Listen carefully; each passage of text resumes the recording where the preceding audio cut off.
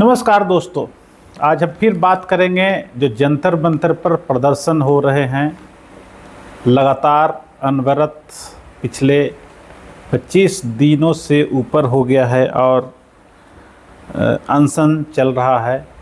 मेरे एक तरफ प्रधानमंत्री मोदी जी जो कि कह रहे हैं कि कल कैबिनेट में पेपर लीक पर चर्चा करेंगे और वो ये भी कह रहे हैं कि फास्ट ट्रैक कोर्ट का गठन उन्होंने ट्वीट करके कहा था कि गठन किया जाएगा। आज उसके जो जज होंगे वो भी अनाउंसमेंट हो गया है, कहाँ उसका ऑफिस होगा, सब कुछ अनाउंसमेंट हो गया है फास्ट ट्रैक कोर्ट को लेकर। लेकिन काफ़ी देर से ही सही, लेकिन प्रधानमंत्री नरेंद्र मोदी आए। पहले हमने इन्हें देखा था बच्चों के साथ परीक्षा पे चर्चा करते हुए और पिछले 25 दिनों से बच्चे इंतज़ार इन्हें कर रहे थे कि कब प्रधानमंत्री जी आएँ और आकर उन्हें संदेश दें। आज अभी आए हैं। एक तरफ प्रधानमंत्री मोदी जी को हम सुन रहे थे और दूसरी तरफ जो नेहा जो हैं पिछले 23 दिनों से अनशन पर बैठी हैं और उनके भी हम कुछ वक्तव्य सुने हैं कि लोग याद रखेंगे आज के दिन को जिन्होंने निहत्थे बच्चों पर लाठियां बरसाई। लोग याद करेंगे, रखेंगे उन लोगों को, पुलिस के मैनेजमेंट अधिकारियों को जो बच्चों पर लाठियां चलवाई।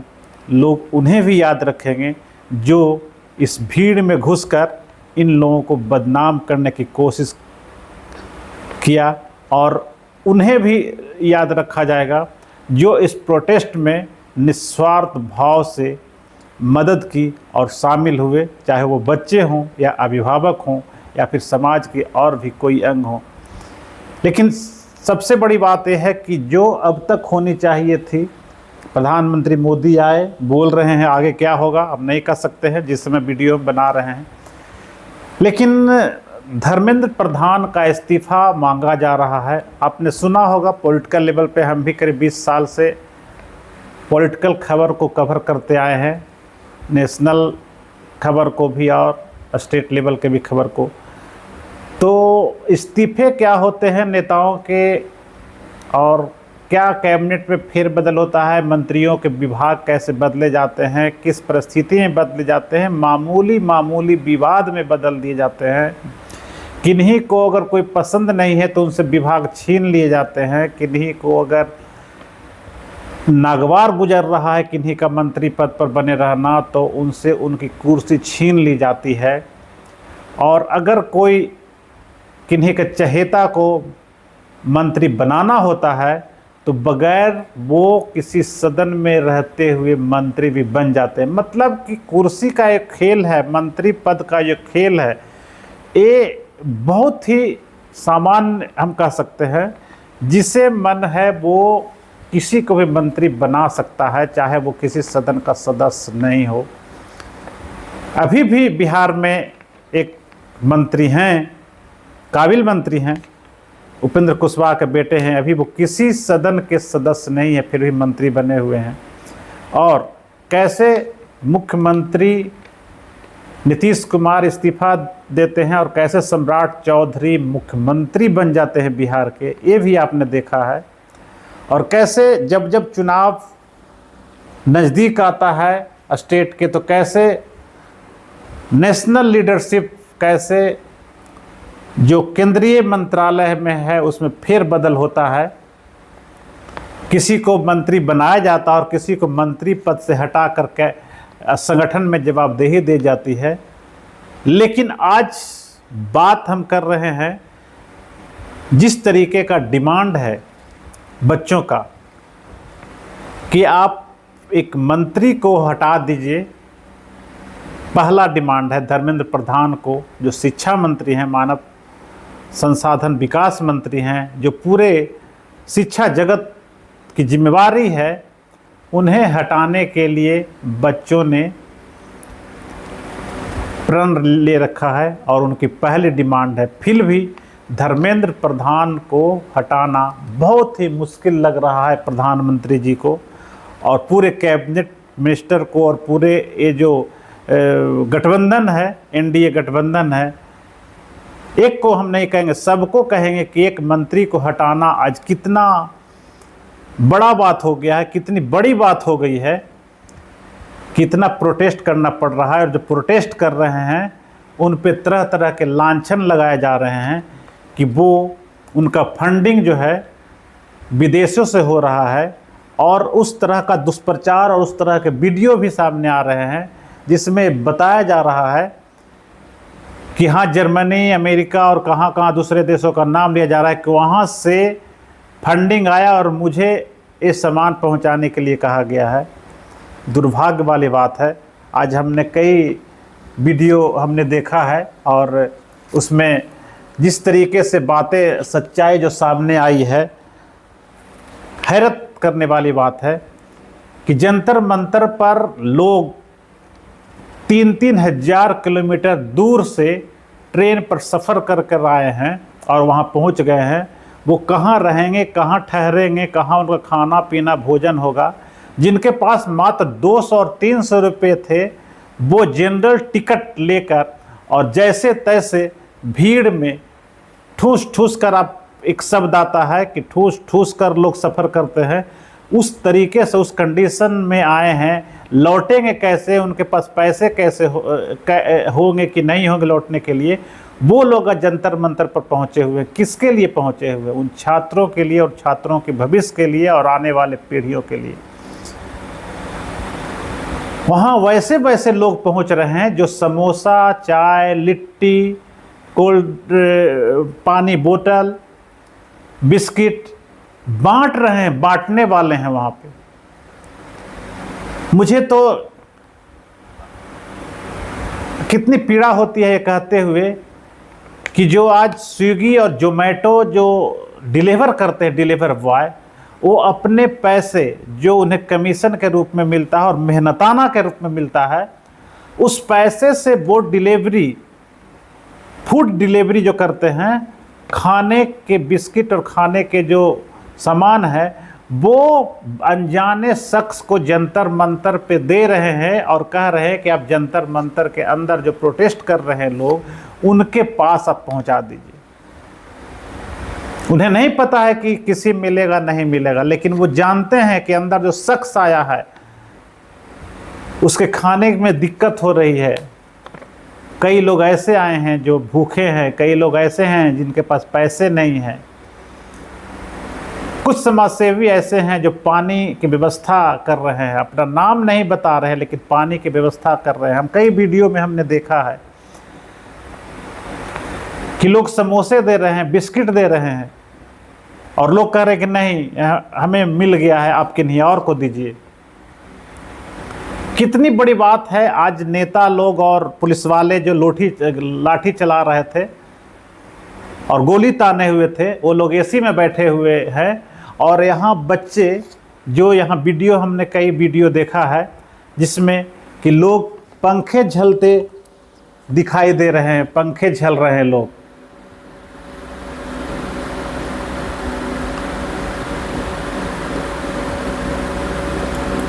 कितनी बड़ी बात है। हम बीबीसी का एक इंटरव्यू भी देख रहे थे कि कई इंटरव्यू हम देखे हैं जिसमें हमने देखा कि बच्चे और वहाँ जो प्रोटेस्ट करने वाले हैं उनको उन्हीं के लोग पंखे झल रहे हैं, हाथ से पंखे झल रहे हैं।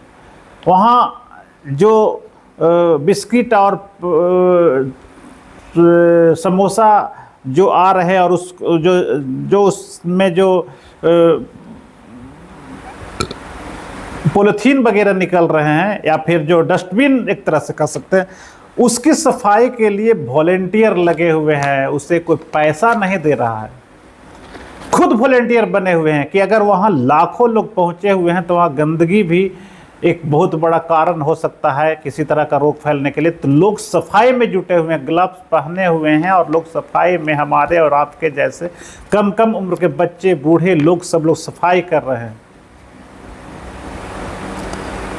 एक सॉफ्टवेयर इंजीनियर है जो कि लाखों रुपया कमा रहा है, वो सिर्फ इसलिए आया है कि आने वाली पीढ़ी उसे धिक्कारे नहीं। और वो कह रहा है कि हमारी गुंजाइश कम पैसे में हो सकती है, हो रही है।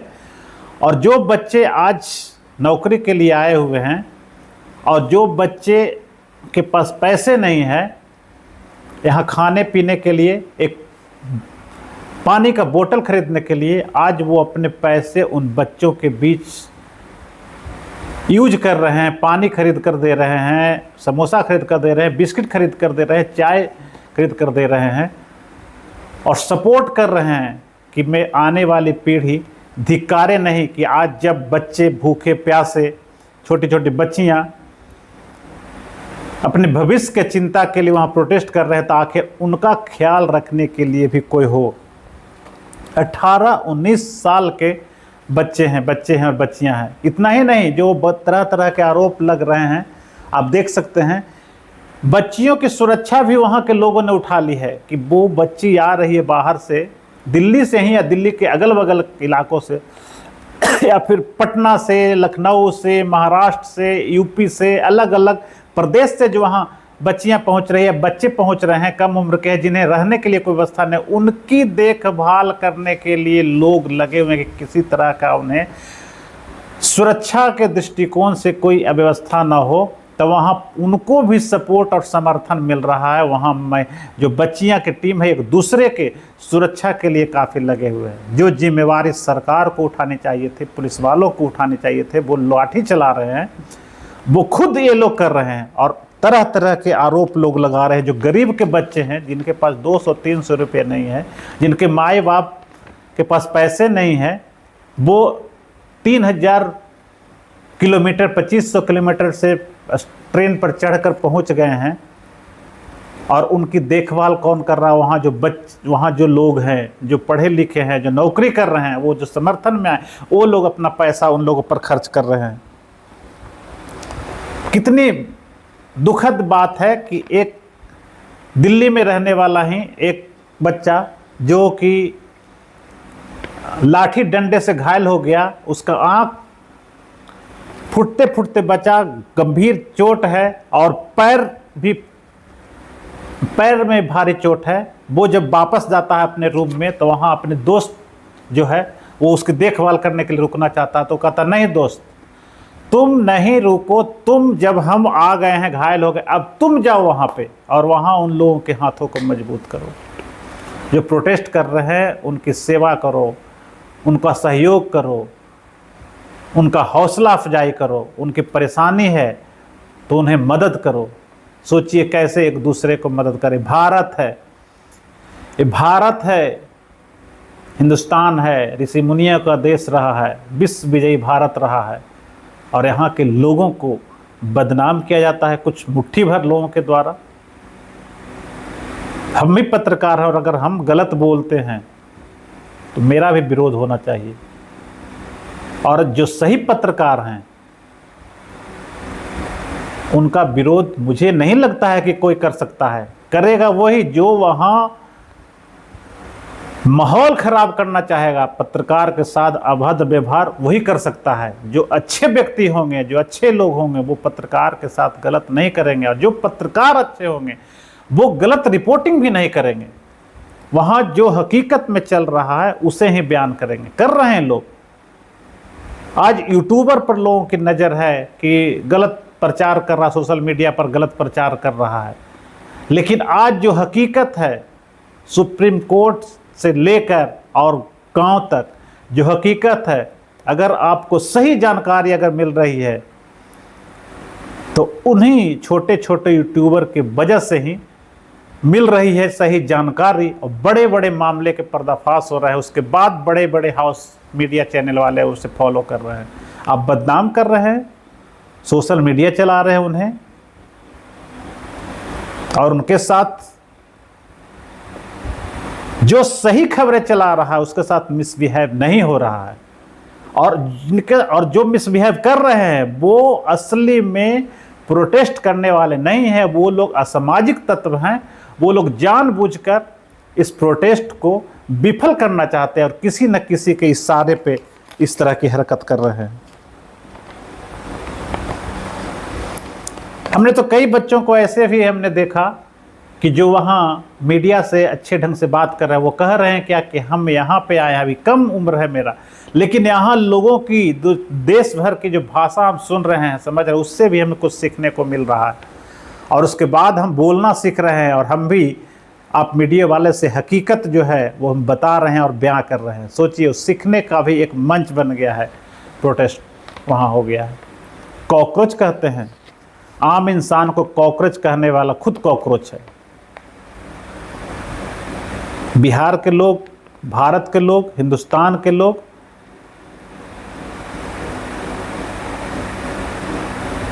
जो कभी पूरे दुनिया को की अगुवाई करता था, विश्व विजयी भारत, वहाँ के लोग कॉकरोच हैं। शर्म आनी चाहिए जो इस तरह की टिप्पणी करते हैं उन लोगों को।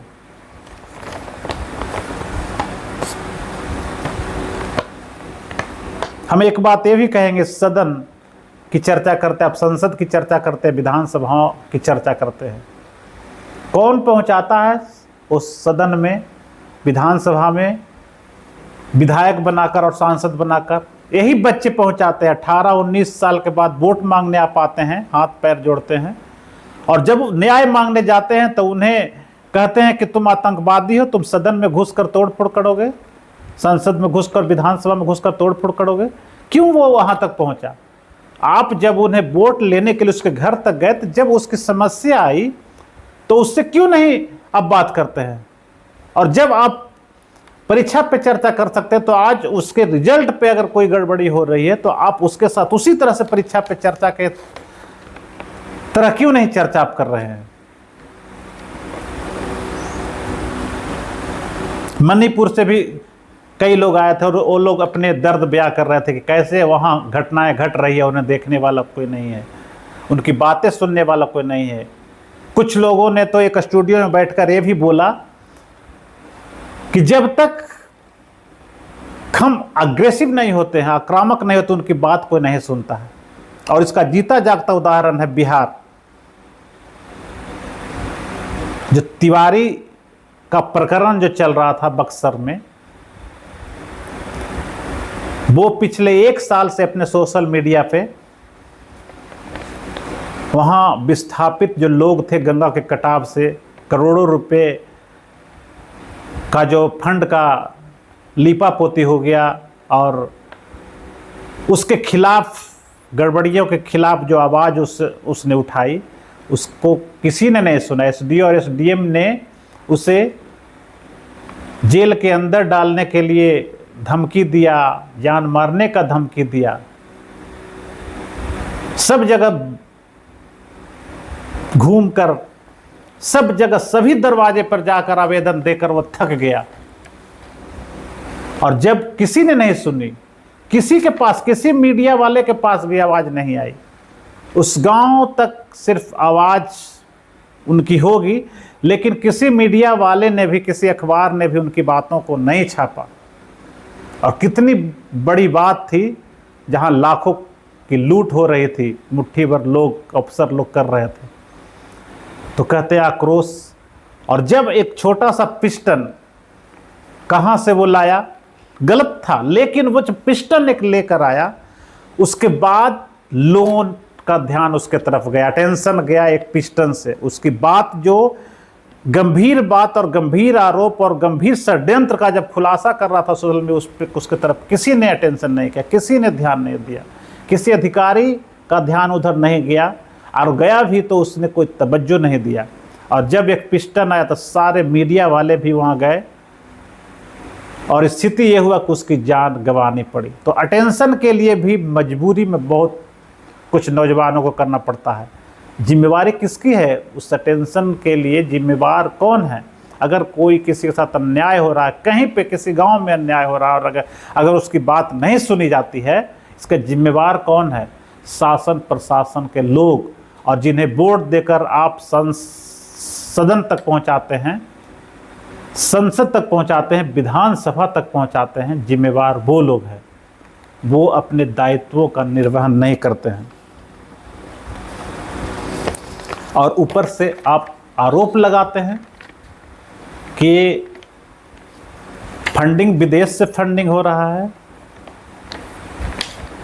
बच्चे जो खुद अपनी देखभाल कर रहे हैं, खुद अपनी सुरक्षा कर रहे हैं, खुद अपनी साफ सफाई कर रहे हैं, प्रोटेस्ट कर रहे हैं, उन पे आप तरह तरह का लांछन लगा रहे हैं कि ये लोग विदेश से फंडिंग किया हुआ है और समाज को तोड़ने वाले हैं।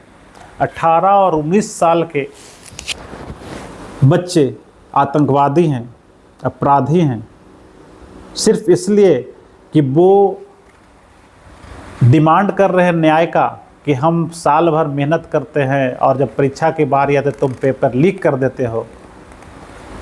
बिहार के ही एक सरगना थे, आज सीबीआई ने क्लीन चिट दे दिया।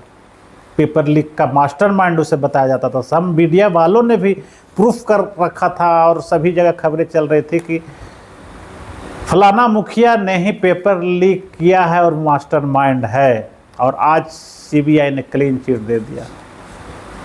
किसने किया प्रश्न पत्र लीक? किसने किया नीट प्रश्न पत्र लीक? किसने किया? कोई नहीं किया, किसी ने नहीं किया। कोई ऐसा विभाग है जिसका परीक्षा सरकार लेती है, विभाग लेता है और उसमें गड़बड़ियां नहीं होती है? आप चले जाइए किसी भी बड़े सदन में, आप जाइए, वहाँ के एम्प्लॉय कौन हैं? नेताओं के एम्प्लॉय हैं, उनके परिवार के लोग एम्प्लॉय हैं, बाहर के लोग, और जो एम्प्लॉय हैं भी वो एक से एक बड़े घराने के एम्प्लॉय हैं, जो अपार दौलत जिनके पास है, साम्राज्य है। गरीब के बच्चे वहाँ नौकरी नहीं कर रहे हैं, बड़े बड़े कार्यालय में, सदन में, विधानसभा में, संसद में, सब जगह सेटिंग है। आखिर कब तक इंतजार करें? इतनी गरीबी बढ़ रही है, बेरोजगारी बढ़ रही है, और परीक्षा का इंतज़ार लोग करता है, साल भर 2 साल कंपटीशन की तैयारी करता है, और जब उसका रिजल्ट का समय आता है तो आप कह देते हो कि प्रश्न पत्र लीक हो गया, और जब न्याय मांगता था उस पर डंडे बरसाते हो।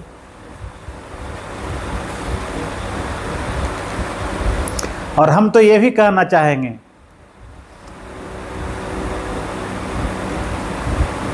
किसी भी तरह के मुद्दे हों, अगर आम लोग, किसान या फिर छात्र सड़क पे आते हैं तो जितने पॉलिटिकल पार्टी के लोग हैं अपने झंडे बैनर को छोड़ दें, और अगर वास्तविक में वो हृदय से समर्थन करना चाहते हैं तो अपने झंडे को छोड़कर और उनका साथ दे प्रोटेस्ट में।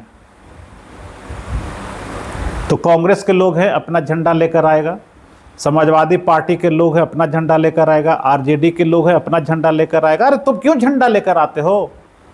तुम्हारा नैतिक समर्थन है, तुम्हारे लोग, तुम्हारे पार्टी का अगर समर्थन है तो बगैर झंडे के आओ, उसके बैनर तक ले आओ। वहां तो कोई झंडा नहीं, वहां तो राष्ट्र का झंडा रहता, तिरंगा झंडा, और लोग लेकर आज जंतर मंतर में बैठे हुए हैं। तो राजनीति करने से बाज नहीं आओगे। कांग्रेस की सरकार बन रहेगी तो बीजेपी के झंडा लेकर पहुंच जाएगा प्रोटेस्ट करने के लिए। जब बीजेपी की सरकार रहेगी तो कांग्रेस का झंडा लेकर पहुंच जाएगा प्रोटेस्ट करने के लिए। अगर सही में समर्थन करना है अन्याय के खिलाफ में, अगर बच्चों का समर्थन करना, किसानों का संघर्ष का समर्थन करना है, किसी कर्मचारियों को समर्थन करना है, तो तुम नेता लोग और तुम राजनीतिक दल के लोग अपने झंडे को पीछे छोड़कर आओ। अगर तुम में हिम्मत है और निस्वार्थ भाव से अगर मदद करना चाहते हो, इन विद्यार्थियों को मदद करना चाहते हो, जो किसान आज हैं उनको मदद अगर करना चाहते हो उनके संघर्ष के साथ, तो तुम अपने झंडे बैनर पीछे छोड़ दो और उनके जो बैनर हैं उस बैनर के नीचे आकर सपोर्ट, समर्थन करो। आज देश उस दौर में है कि हर कोई को सोचने पर मजबूर कर दिया है। कॉकरोच कहने वाले जो लोग हैं उनका भी विरोध उनके ही लोग कर रहे हैं। आम इंसान को इस भारत देश में कॉकरोच कहा जाता है।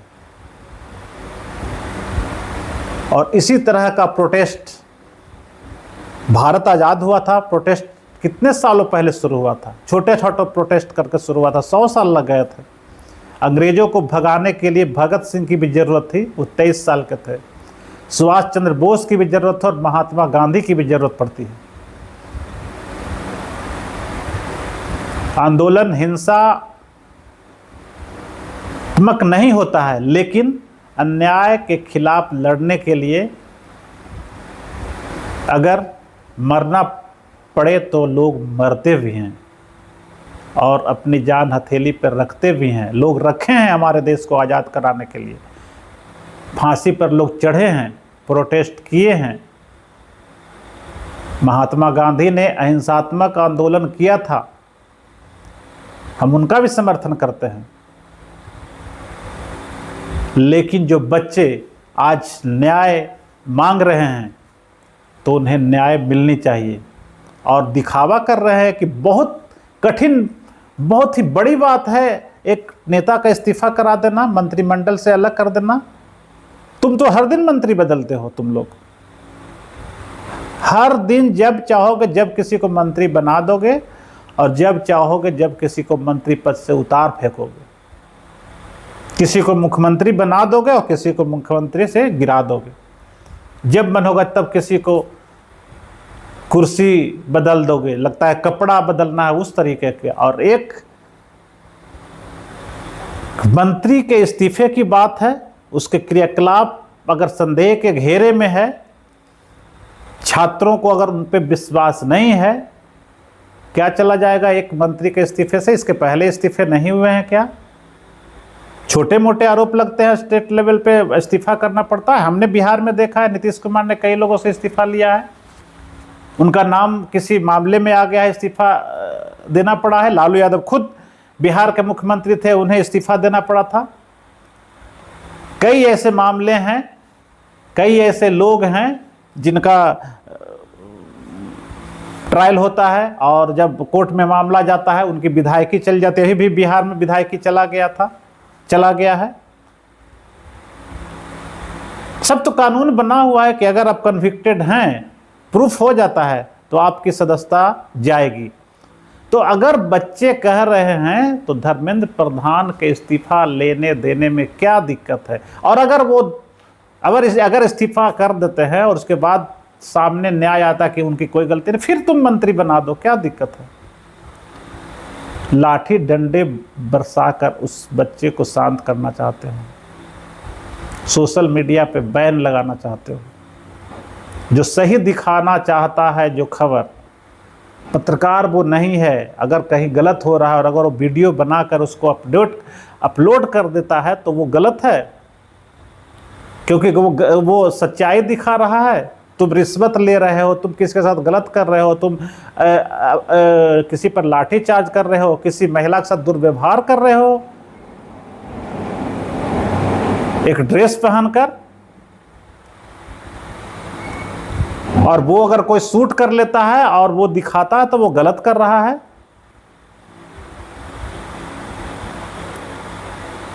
सोशल मीडिया, कुछ लोग इसका गलत इस्तेमाल करते हैं, इसको भी हम ये हम नहीं कहेंगे कि ऐसा नहीं होता है। लेकिन जो लोग सच्चाई सामने ला रहे हैं, जो बोल रहे हैं, बता रहे हैं, हकीकत दिखा रहे हैं, उनकी बातों को नज़रअंदाज नहीं किया जा सकता है और उन्हें बैंड भी नहीं किया सकता है। बैंड करोगे ठीक है, आज हमें बैंड करोगे, कल और कोई और खड़ा हो जाएगा, परसों कोई और खड़ा हो जाएगा। सच्चाई दिखाने वाले की संख्या भारत में कम नहीं है। ये धरती क्रांतिकारियों की धरती रही है और यहाँ से एक क्रांतिकारी मरता था 100 क्रांतिकारी पैदा लेते हैं।